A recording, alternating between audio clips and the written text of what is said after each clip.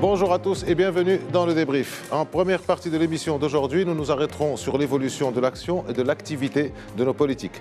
Après plusieurs discours royaux les exhortant à pratiquer une politique de proximité et après plusieurs événements sociaux aussi survenus ici et là, nos responsables politiques ont finalement compris puis décidé que la politique, c'est pas uniquement à Rabat que ça se passe.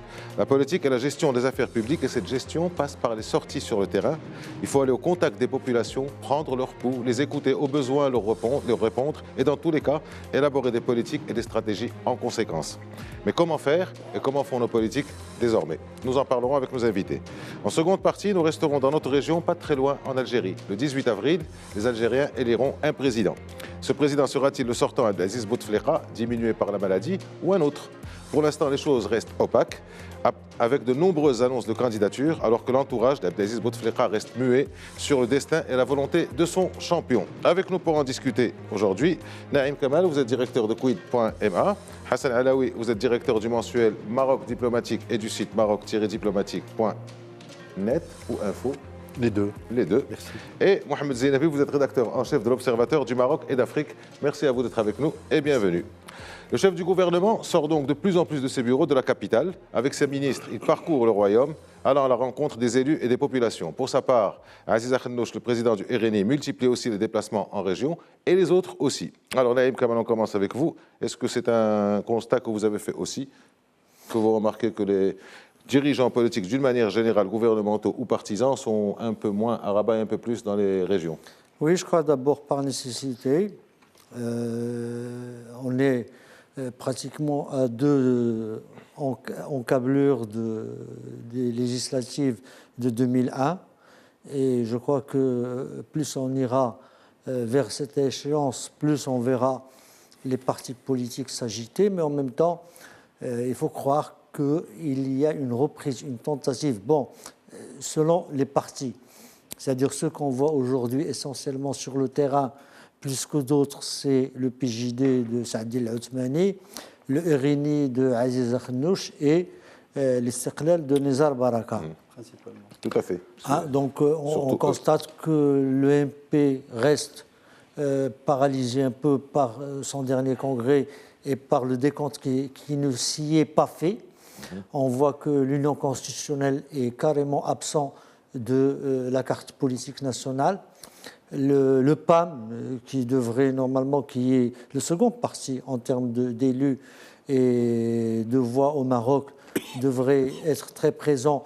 Il est un peu pris par ses problèmes internes, par ses dissensions, par son incapacité. Il y a une commission des sages qui a été constituée et qui est en train de sillonner le pays, mais pour des affaires internes. Mais vous savez, dès qu'on dit qu'il y a une commission des sages, ça veut dire qu'il n'y a pas de sagesse quelque part. On dit qu'il n'y a qu'une commission, c'est qu'il y a un problème quelque part. Qu'il n'y a pas de sagesse quelque part. Donc, il y a ça.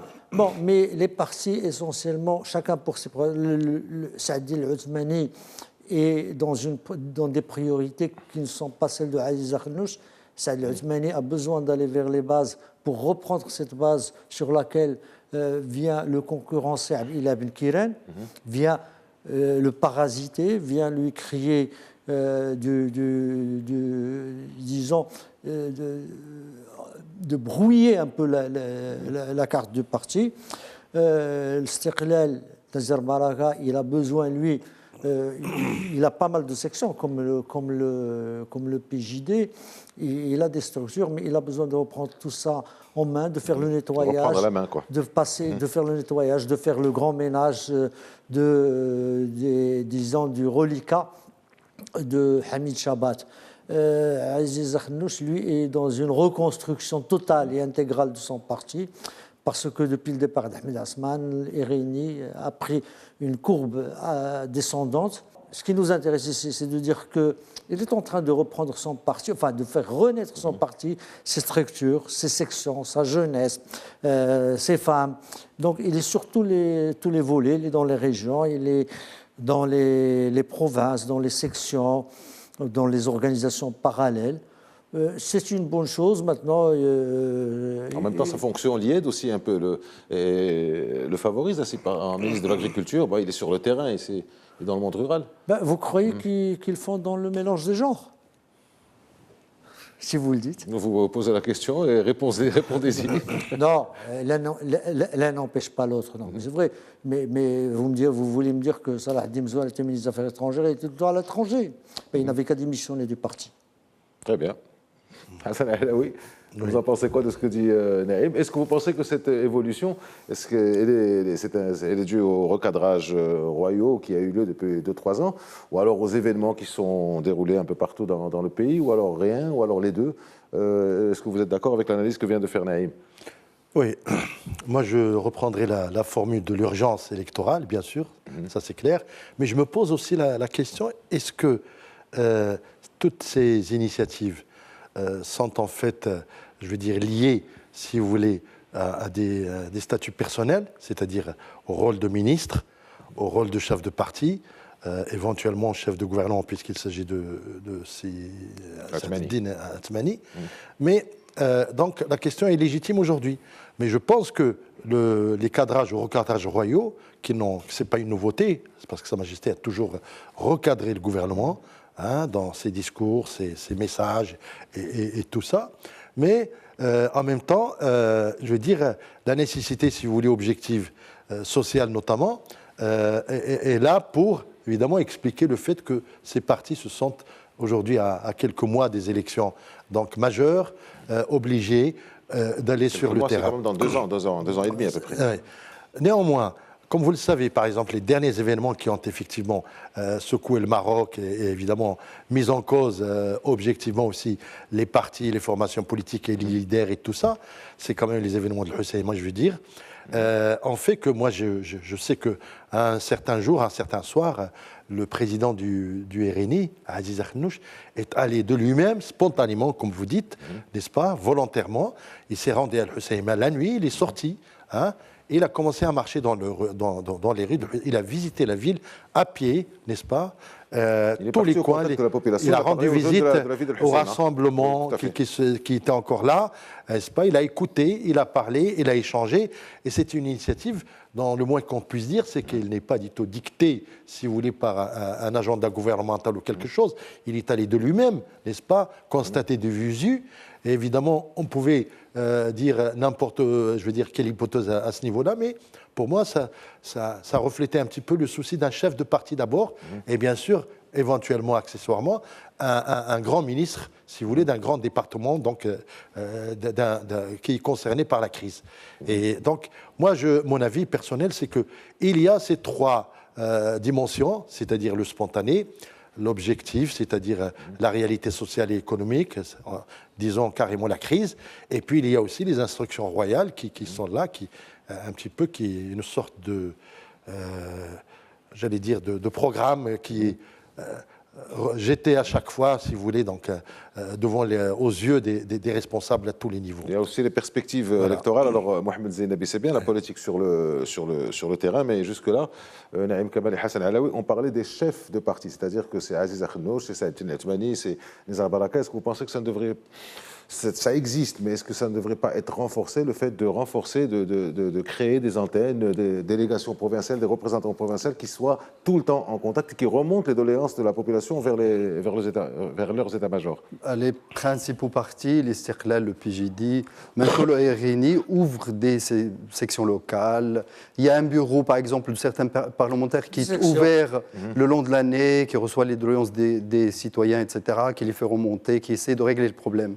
Mais les partis politiques n'étant pas des officines, des petits épiciers où l'on vient chercher des petits services, etc., la vraie action politique doit être tracée dans le temps, doit être permanente. Elle n'est pas le fait, bien sûr, du chef de parti. Malheureusement, on est aujourd'hui dans ce scénario-ci, c'est-à-dire que quand le chef de parti se déplace, il y a ce qu'on appelle le mehrajan al-khitabi, on doit sortir de ça. Les meetings et tout ça, on doit véritablement sortir de ça parce que d'abord, c'est très occasionnel. Et d'ailleurs, un grand parti comme l'Istiqlal attend une date clé, symbolique, pour organiser un grand meeting. Prétexte. C'est le prétexte. Il ne doit pas y avoir de prétexte à l'action politique. Elle doit être permanente.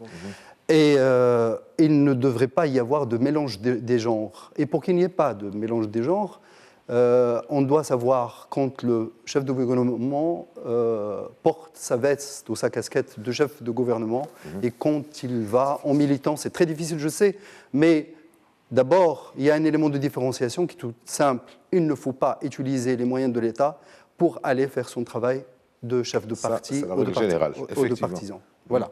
Très bien. Naïm Kama, je vous entendais vouloir réagir. Vous voulez dire des choses? Allez-y. Oui, non, parce que ce que disait Si Mohamed, l'un n'empêche pas l'autre.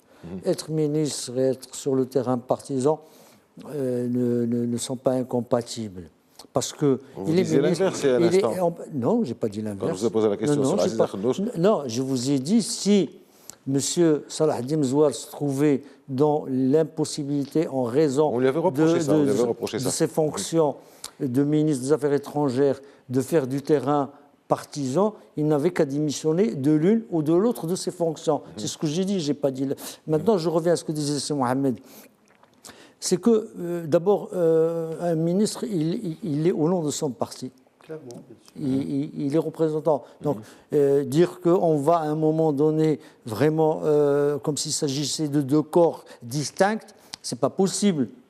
Et en même temps, une journée, c'est 24 heures. Alors, je suis ministre on va dire, alors que c'est même pas vrai. On est ministre 24 sur 24, comme on est militant 24 sur 24. Mais quand on est ministre, on a la possibilité de mobiliser plus de moyens, etc. Et également d'attirer plus de monde. Vous parlez de quels moyens, c'est Mohamed? Vous parlez de quels moyens? Non, mais j'ai dit, je dis l'élément... Utiliser les moyens du gouvernement? La voiture, la voiture de service, etc. Les appareils locaux qui pourraient représenter l'État et qui pourraient appeler les gens à venir au meeting, etc. Ce n'est plus de mode aujourd'hui. Mais il faut faire attention et puis c'est tout. Quand les partis de ce qu'on appelait à l'époque les partis de l'administration utilisaient ce genre de moyens, c'est de moins en moins utilisé.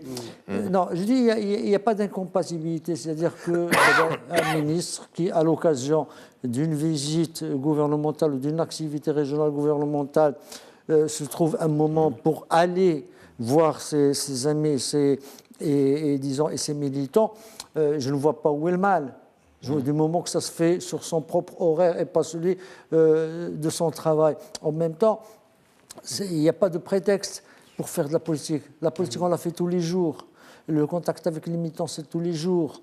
Il y a un meeting, il y a un événement qui va solliciter l'intervention du chef du parti. Ben, c'est très bien, il arrive. C'est l'occasion de faire parler de gens, sachant que, en même temps, il y a les structures de parti. Chaque parti, bon, le Istiqlal, il a les inspecteurs du parti.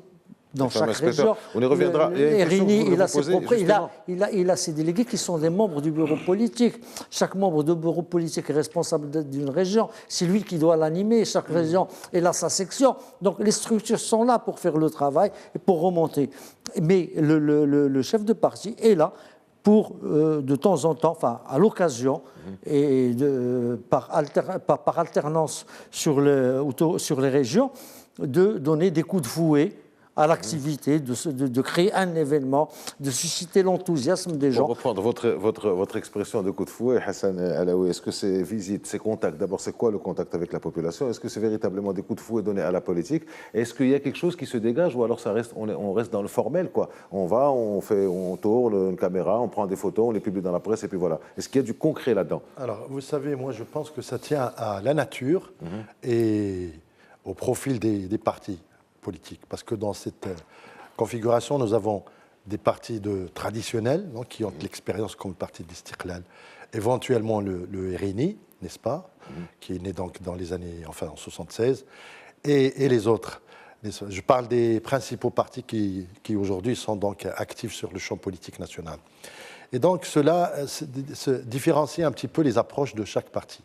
Mais ils ont ce qu'on appelle, entre guillemets, une valeur commune, c'est-à-dire en fait la manière de mobiliser les troupes, de se rendre un petit peu au contact des populations, et comme vous dites, donc, je veux dire, les politiques de proximité.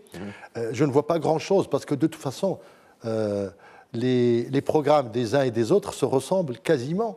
Il n'y a aucune différence vraiment fondamentale dans le langage, évidemment, et dans la conception des choses, entre les partis, sauf évidemment le référent religieux pour le PJD, évidemment, mais les autres, c'est pratiquement la même chose. Oh, il n'en parle pas depuis longtemps, Ouais. le PJD de son Et référent. donc, il s'est banalisé, le PJD. Donc, moi, je pose la question, que propose-t-il réellement? Si c'est vraiment des bains de foule, n'est-ce pas? Et puis des discours filandreux à longueur de journée, tout ça, un peu dramatisé sous, entre guillemets, l'ère de Ben Kiran, n'est-ce pas? À la limite, moqueur.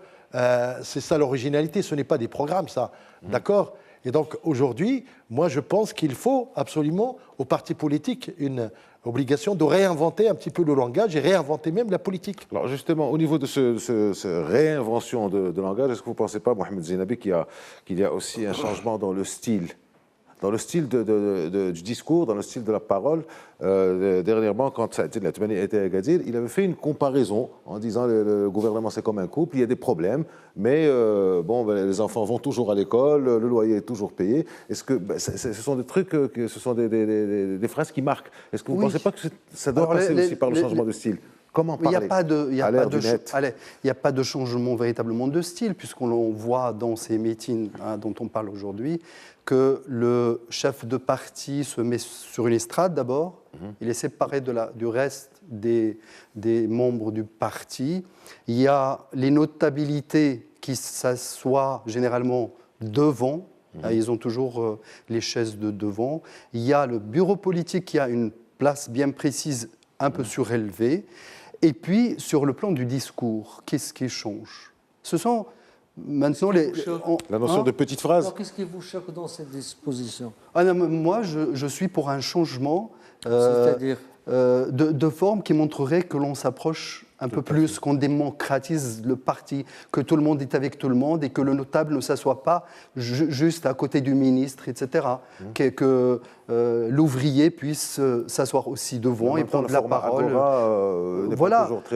Il commence à apparaître, mais sinon, dans tous les pays, enfin dans les pays où on voit les rassemblements, c'est la même chose. Non, c'est en train de changer. Je veux dire que c'est en train de changer quand même. Alors, laissons cette question de forme, qui a une valeur de symbole. Fouillons un petit peu dans le discours. Est-ce qu'il y a un véritable changement de discours politique au Maroc?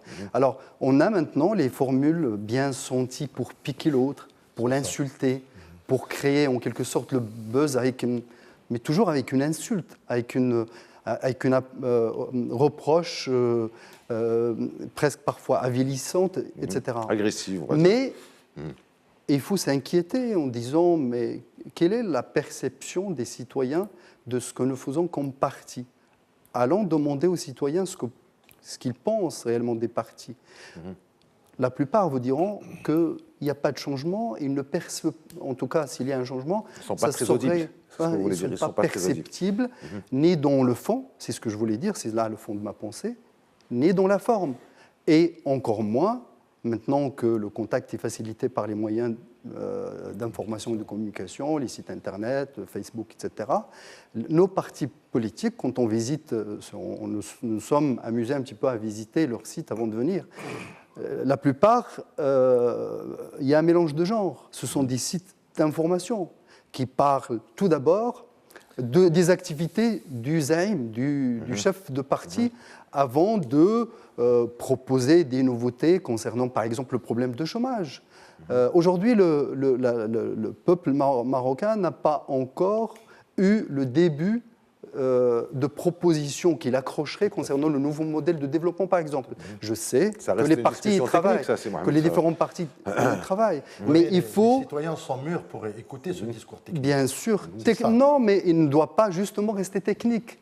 Et le discours politique ne doit pas rester hermétique.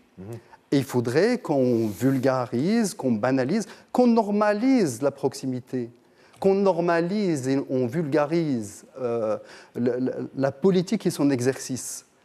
C'est ça le problème. Et il n'est pas seulement le fait de professionnels de la politique. Je vais vous poser une question précise, Naïm Kamal.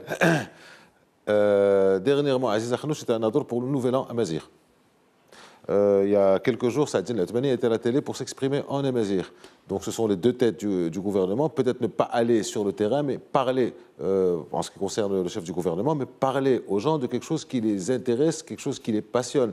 Parler de la part du chef du gouvernement en amazigh à la population amazirophone, ou aller directement à Nador pour fêter le Nouvel An, c'est quand même des choses, au-delà de l'aspect un peu compétition entre les deux hommes, parce que bon, ce sont les deux têtes du gouvernement, et ils sont en concurrence. En même temps, ils sont de la même, disons, de la même origine linguistique. Ils sont tous les deux soucis, ils sont tous les deux amazigh, qu'ils parlent amazigh, qu'ils soient présents le jour de l'an qui fait débat.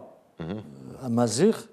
C'est une position politique qui est intéressante parce que c'est justement prendre une position sur un sujet qui fait débat. C'est intéressant. Ça nous change un peu. Non, parce que exactement, d'abord, il y a les mouvements associatifs et les ONG qui travaillent sur la majorité, qui se plaignent du retard que met le gouvernement à sortir des dossiers, l'usage de la langue amazigh, l'enseignement de la langue amazigh.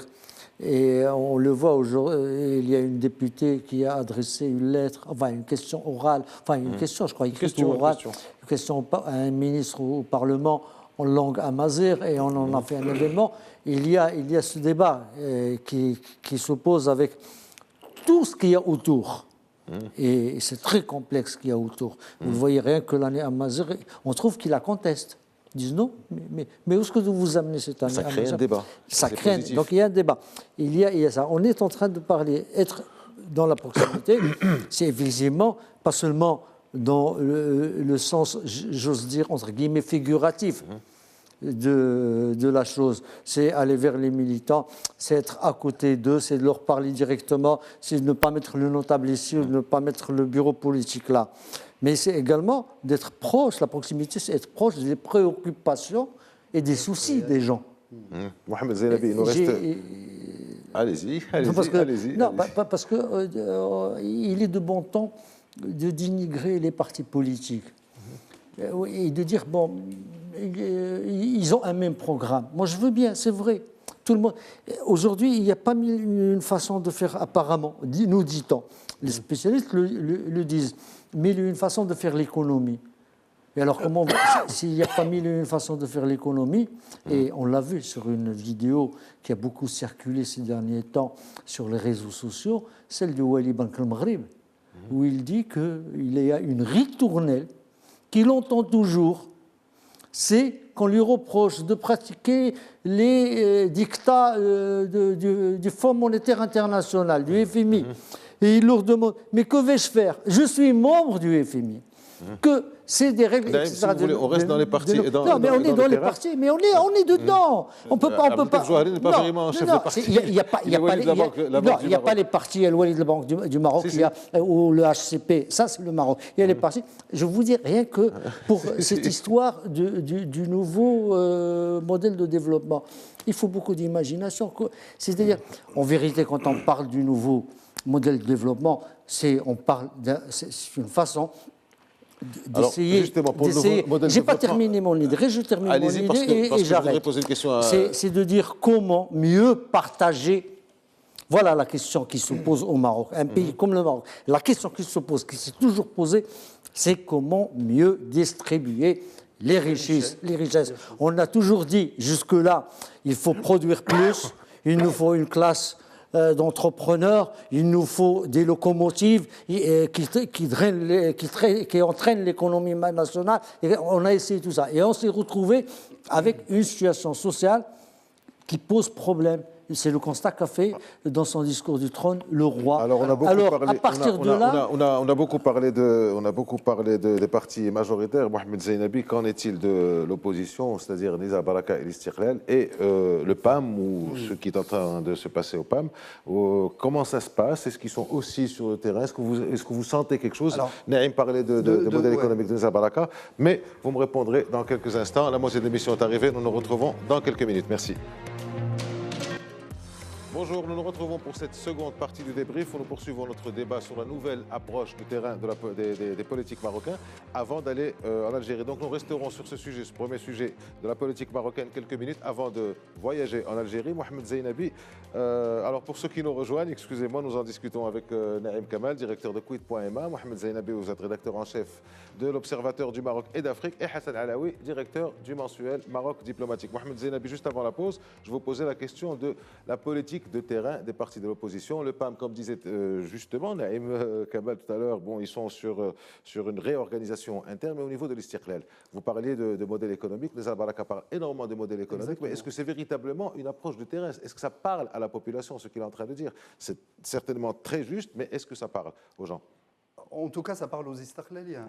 Il y a un débat qui est ouvert sur la question, et Nizar Baraka, depuis son élection, fait un peu plus de terrain que les autres, mais c'est normal quand un secrétaire général, généralement, est élu, et il est dans une dynamique, je vais y arriver, et avec un enthousiasme. Ce qui est demandé, c'est de rester sur cette cadence dans la durée.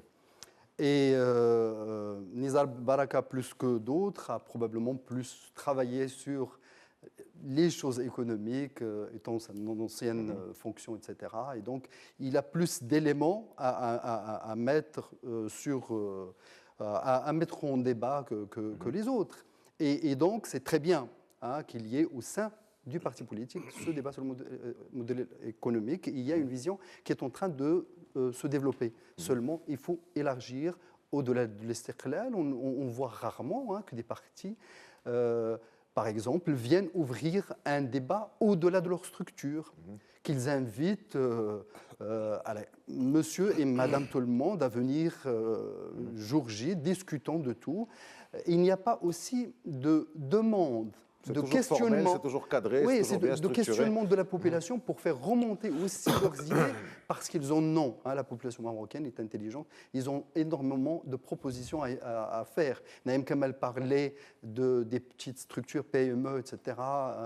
Il faut écouter ces gens-là et ils pourront donner des idées concrètes qui pourrait aller dans le sens du nouveau modèle de développement. Alors, Hassan Alaoui, justement, dernière question sur ce sujet.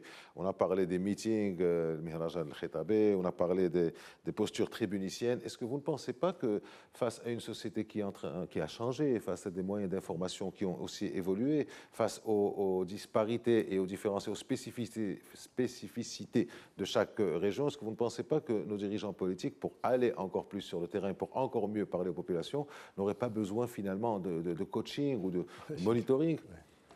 On leur apprend quoi à parler, ça s'apprend, c'est un métier ça, de s'adresser à des gens, c'est très intéressant parce que de toute manière, les partis politiques, comme on a toujours dit, comme on les a définis, ce sont des relais de la société. En même temps, donc, c'est des formations qui doivent absolument encadrer les populations et faire de la pédagogie.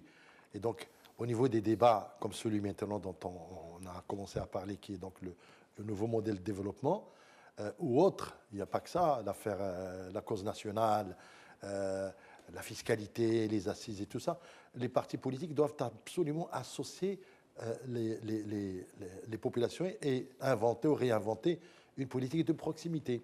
Et ce n'est pas du tout gênant.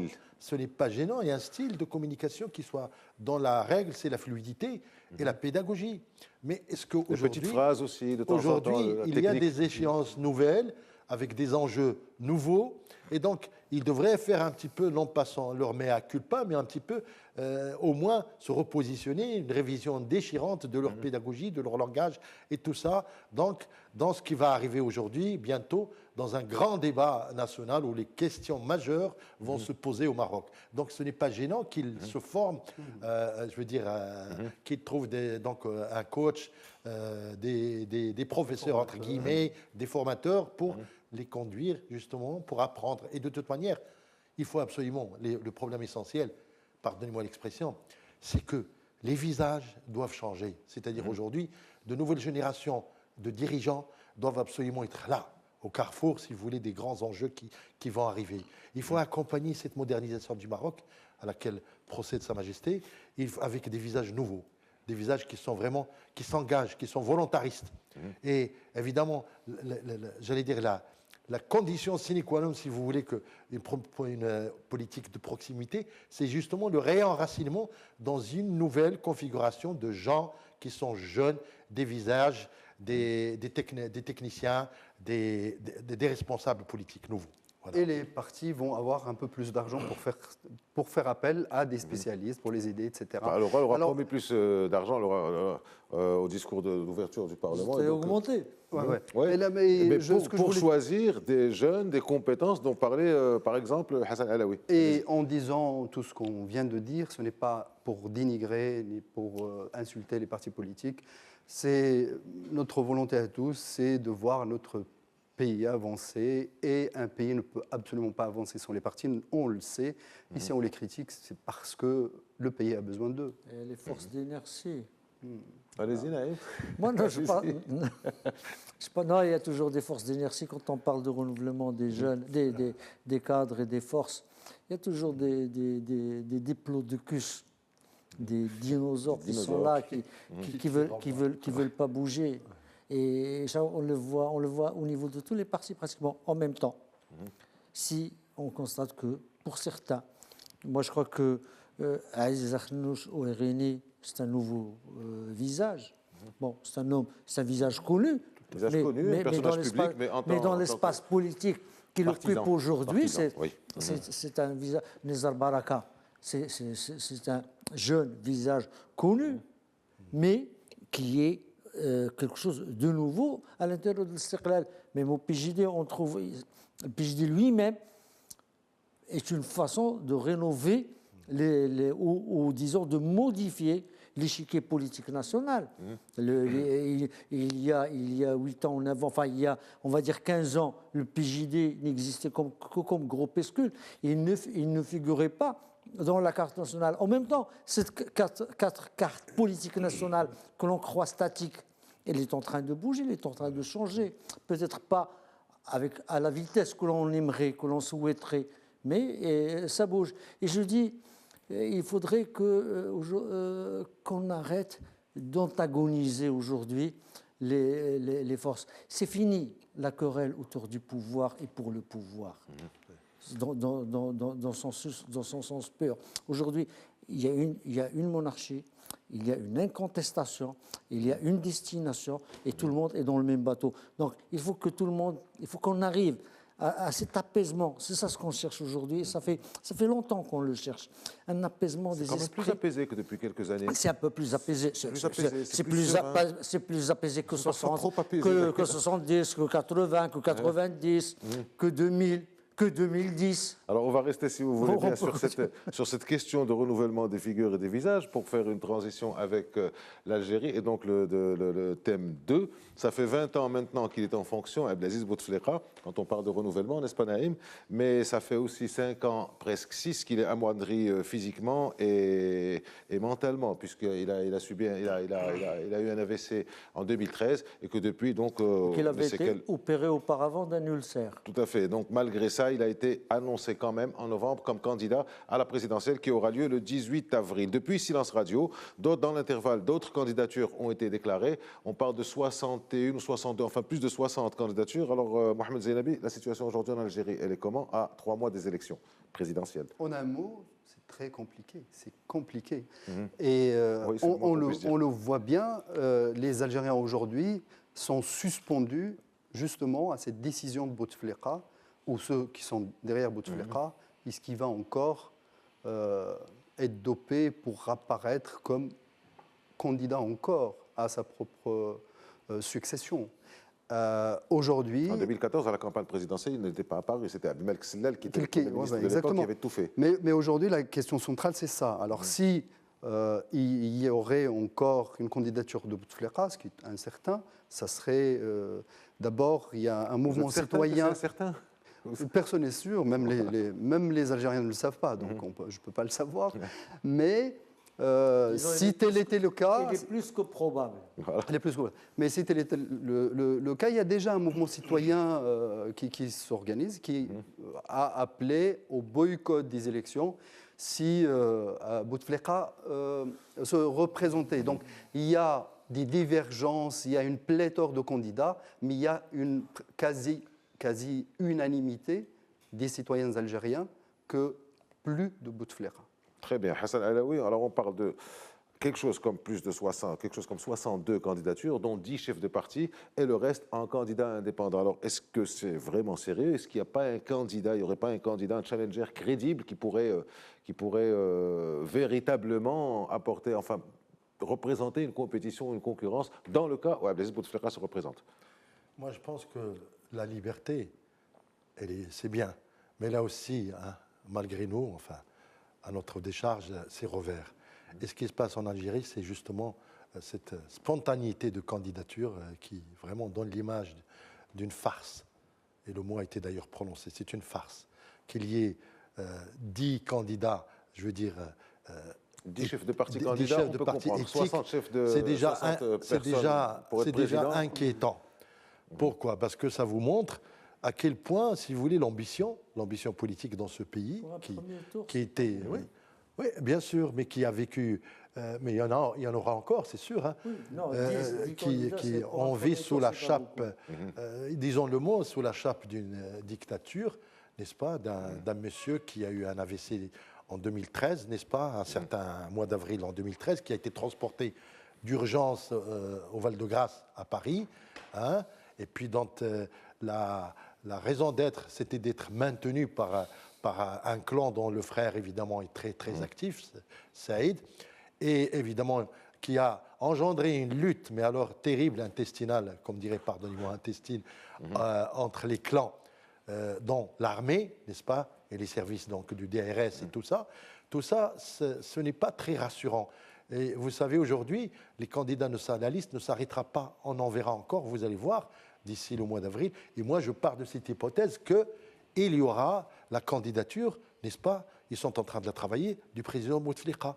Parce qu'il ne peut pas imaginer, lui, n'est-ce pas, il ne peut pas imaginer une Algérie sans lui tant qu'il est vivant. C'est-à-dire, il pense qu'il est le porteur un petit peu symbolique d'une image, d'une certaine politique.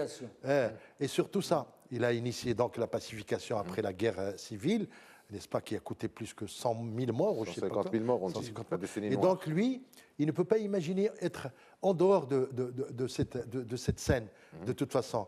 Il est là, il ne reçoit personne, il ne voit personne, il ne parle à personne, il n'écoute personne, il ne peut pas. Donc nous sommes là dans une image d'une Algérie figée. Mais dès lors qu'apparaît, si vous voulez, une petite substantielle sortie pour que les gens s'expriment, et l'élection présidentielle s'en est une, il se précipite donc devant la scène.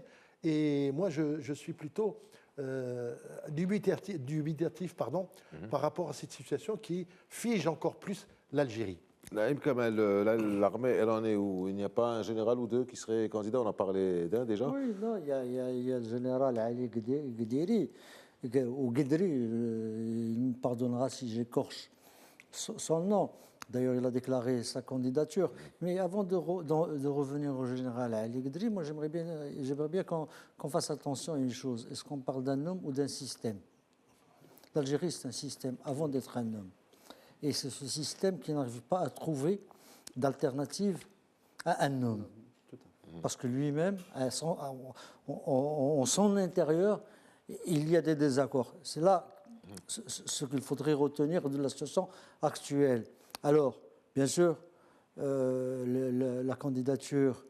Excusez-moi, c'est un peu le système algérien, puisque Boubziane était resté au pouvoir une douzaine d'années, jusqu'à sa maladie d'ailleurs, il était grabataire. Mais le plus long règne, c'est celui de Bouteflika. Oui, il y a eu Chadli Ben Jdid qui est resté lui 14 ans, 15 ans, et puis il y a Bouteflika. Bouteflika, c'est le plus long pour l'instant de tous les présidents. Bouteflika, c'est 20 ans. Hein. C'est 20 ans, nous sommes à 20 ans. Dans 5 mois, on sera à 20 ans. En mai 99, très précisément. Exactement, et s'il ajoute 5 ans, ça va être un quart de siècle. Voilà. Alors, donc, il y a ce problème. Et puis, il y a le deuxième problème. Aujourd'hui, la candidature de Abdelaziz Bouteflika est plus que probable. Mais aujourd'hui, en Algérie, on est en train de se dire, et si le candidat Bouteflika, au cours de la campagne électorale, arrive à disparaître. La qadar Allah. On lui souhaite Que longue se, vie, pa- mais enfin bon, oui. que ça se passe. que se passera-t-il? Et c'est là où on craint qu'il n'y ait dans les candidatures déclarées ce qu'on appellerait une candidature roue de secours. C'est-à-dire un candidat qui serait le candidat du système, qui fait le consensus du système, mais pas autant que Bouteflika ou ceux qui sont autour de Bouteflika, et qu'on pourrait substituer en cours de route à la candidature de Bouteflika.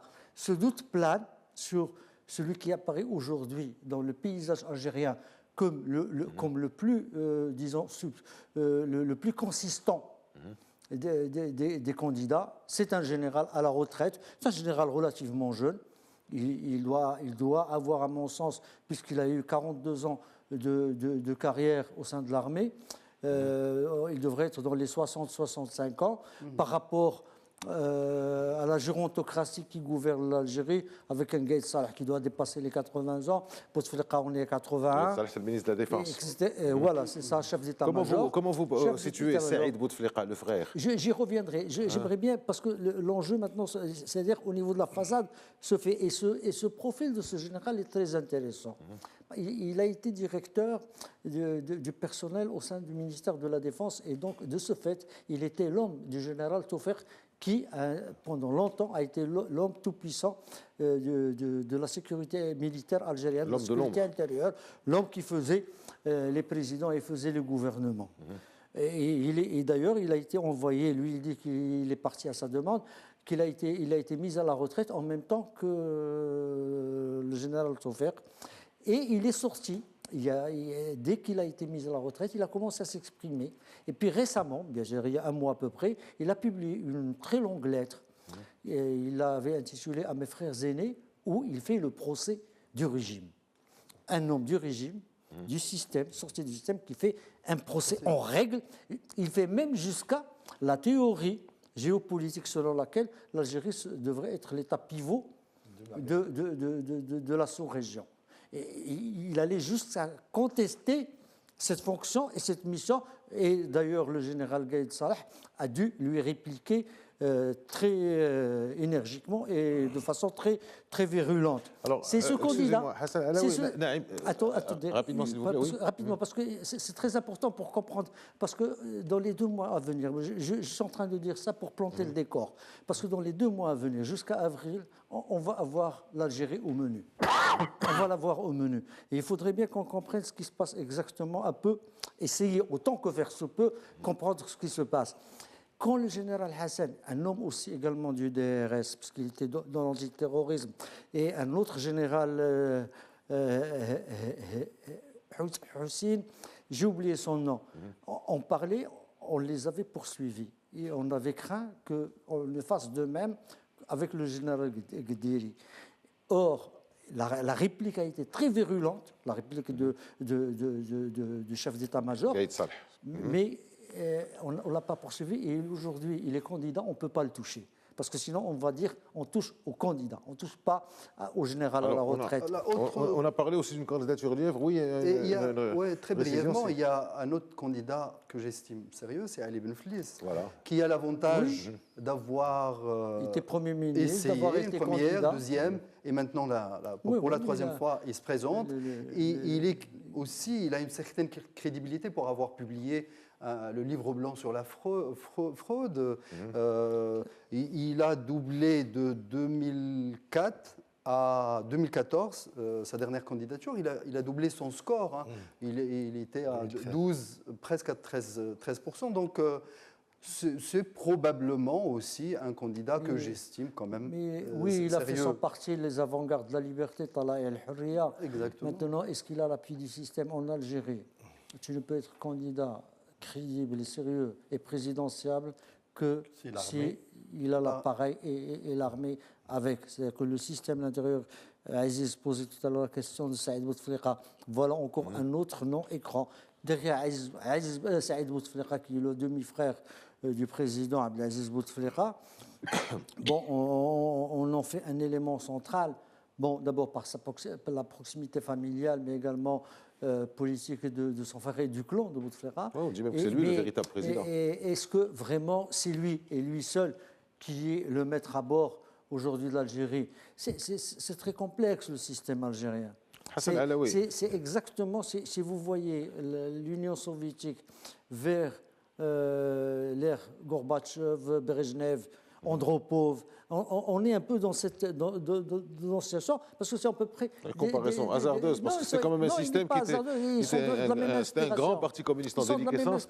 Hassan Alaoui, tout à l'heure, Mohamed Zeinabi en a rapidement parlé. On dit qu'il y a une association qui s'appelle Mouatana qui appelle au boycott de cette élection, tout simplement, si Bouteflika est rempli, enfin, est candidat. C'est ce que demande le pouvoir. Apparemment, selon nos amis ici présents, c'est plus que probable, selon vous aussi. Donc, est-ce que vous pensez que ça aurait véritablement une chance de passer, qu'il y aurait que ces 70 ou 80 quand on terminera, est-ce qu'ils se retireront? Est-ce qu'il y aura une élection blanche finalement? Ça semble un peu surréaliste quand même. Forcément, il y aura le principe, comment dirais-je, d'élimination naturelle, c'est-à-dire le principe qu'il y ait d'abord une première vague qui va partir parce qu'elle ne peut pas résister, parce qu'il faut des... Ça coûte cher une élection présidentielle. Il faut de l'argent, il faut des appuis, oui. Il faut ce qu'on appelle le tazkiya, donc vous comprenez, l'accréditation, etc., etc.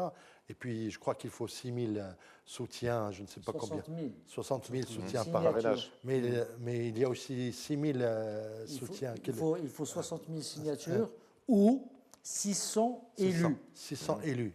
Et ce n'est pas possible, on ne peut pas se partager à 80 candidats, on ne peut pas se partager le petit gâteau que représente 600. Oh, il y aura des candidats qui sont pour leur quart d'heure de gloire, comme on dit. Pour l'un et l'autre. D'accord, peut-être, mais ce serait quand même de l'enfumage et de l'embrouille, à mon avis. Par contre, le mouvement Moudawana, est-ce qu'il aura... Mouatana, pardon. Est-ce qu'il aura l'ampleur telle que on peut imaginer un scénario comme ce qui arrive avec Maduro au Venezuela, peut-être, parce que c'est ça, c'est le ras-le-bol. Aujourd'hui, un nouveau président a été autoproclamé donc, au Venezuela, et donc à peu près de, je veux dire, à 2 ou 3 petites choses près, l'Algérie c'est pareil. C'est-à-dire il y a un mouvement de ras-le-bol sourd, mais il est là. Il est là, et donc on ne peut pas imaginer ce qui va se passer si Bouteflika annonce sa candidature, parce que c'est la 3e fois, je veux dire, il est là depuis 1999, mais c'est déjà, au bout de 2 candidatures, il suscitait le ras-le-bol, n'est-ce pas? Il est critique à la fois national et international. Si jamais il rempile encore, ça va être, à mon avis, ça ne va pas être aussi facile qu'on peut l'imaginer. Donc il faut s'attendre à cette hypothèse que le mouvement Mouatana peut effectivement dégénérer, n'est-ce pas?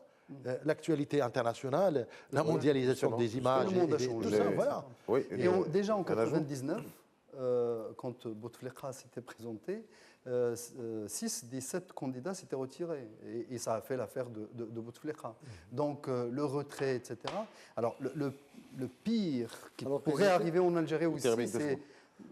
on est en train de noyer le poisson. Il faut imaginer aussi que le général Tawfiq Médine, donc, qui était le patron tout puissant du DRS, n'est-ce pas, ne va pas rester les bras croisés après son limogeage, je veux dire, malfaisant. Je veux dire, c'était une manière de le sortir de la scène alors qu'il dominait tout pendant avec un visage pratiquement inconnu. Une précision? Non, en même temps, si on Dernière précision, parce que... en même temps, si on l'a sorti, c'est parce qu'il ne dominait plus rien.